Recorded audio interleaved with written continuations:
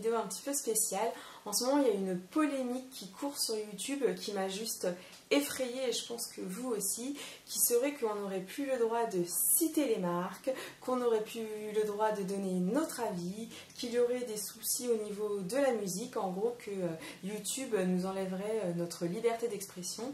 Et j'ai juste été totalement affolée parce que la base de YouTube, c'est justement de pouvoir vous donner notre avis, qu'il soit positif ou négatif, mais toujours d'un point de vue neutre, sans aller casser totalement une marque de maquillage, de shampoing, de jeu ou peu importe.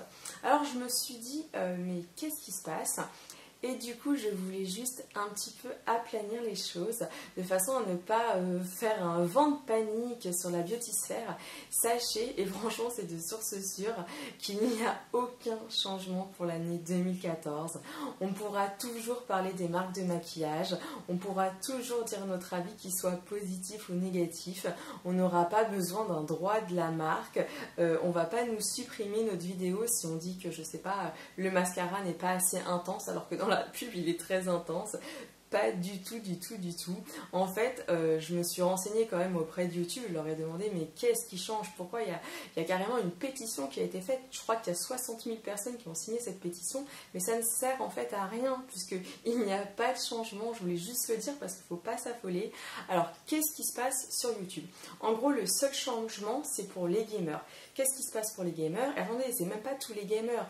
En fait, sur YouTube, pour ceux qui ne le savent pas, c'est que vous pouvez être un particulier comme moi, mais il y a aussi des particuliers, quand ils ont beaucoup de vues et beaucoup d'abonnés, qui sont contactés par des networks.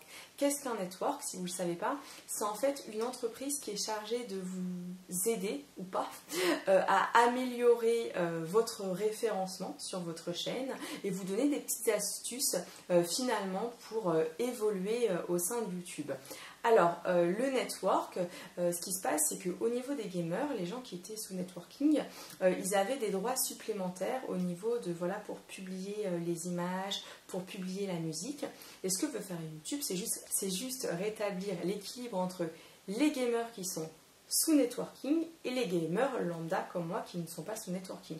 Donc c'est très simple, il n'y a aucune méchanceté de la part de YouTube, c'est pas un pirate qui va vraiment nous bâillonner, c'est pas la dictature, parce que je vous avoue que lorsque je lisais les articles, j'étais là complètement effarée, je me suis dit, mais attendez, qu'est-ce que c'est pas le serveur pour qui je fais des vidéos depuis 4 ans, que j'aime plus que tout, il y a un gros problème, et non, voilà, je voulais vraiment vous rassurer. Donc la seule chose qui change, c'est pour les gamers qui sont sous networking. Pour le reste, cela ne change pas.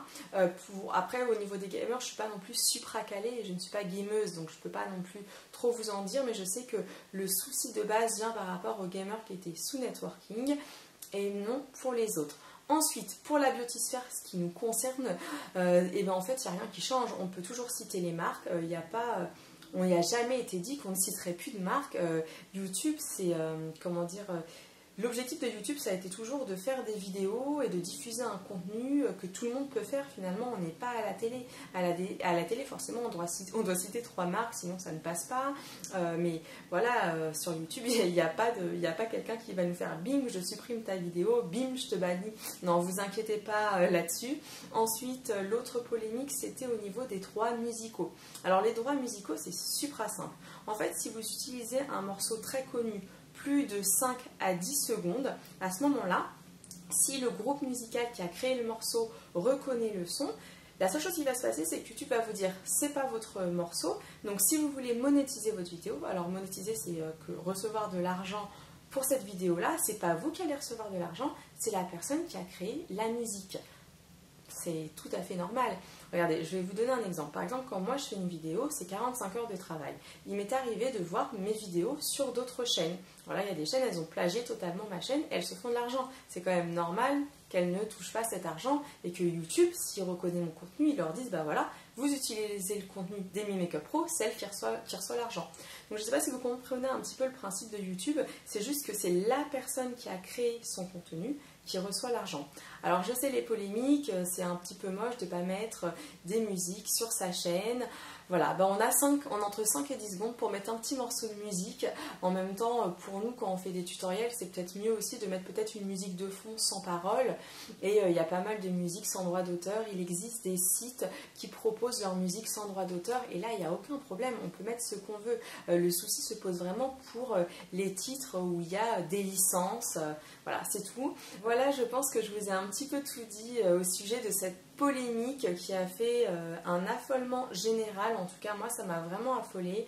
Je me suis dit que si je pouvais plus donner mon avis sur les marques, qu'ils soient positifs ou négatifs, j'avais aucun intérêt à rester sur YouTube, puisque ce qui fait, comment dire, cet engouement pour YouTube et cette joie de partager avec vous les vidéos, c'est toujours de pouvoir vous dire ce qu'on pense réellement, sans se dire, bah voilà, là derrière on est payé, ou si on dit quelque chose de mal, bing, on est censuré. Pas du tout, voilà, c'est la liberté d'expression totale sur YouTube et ça continuera. En tout cas, voilà, en 2014, il ne va rien se passer pour la beautysphère. La seule chose qui change, c'est pour les gamers sous networking.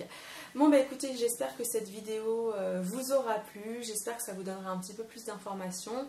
N'hésitez pas à mettre des commentaires juste en dessous de la vidéo. Alors sachez que j'ai toujours un petit souci pour vous répondre, du coup je fais toujours des commentaires un petit peu globaux, donc n'hésitez pas à regarder. Au niveau de ma page Facebook, je pense aussi faire un post pour un petit peu calmer les esprits. Et voilà, YouTube ne devient pas une télé privatisée avec un coup de bâton quand ça ne va pas du tout, ça n'a rien à voir. Les nouvelles normes concernent uniquement les gamers et les gamers sous networking. Voilà, et bien je vous fais à tous de très gros bisous, je vous remercie d'avoir regardé cette vidéo, j'espère que ça vous aura aidé et à très vite pour une prochaine. Ciao, ciao.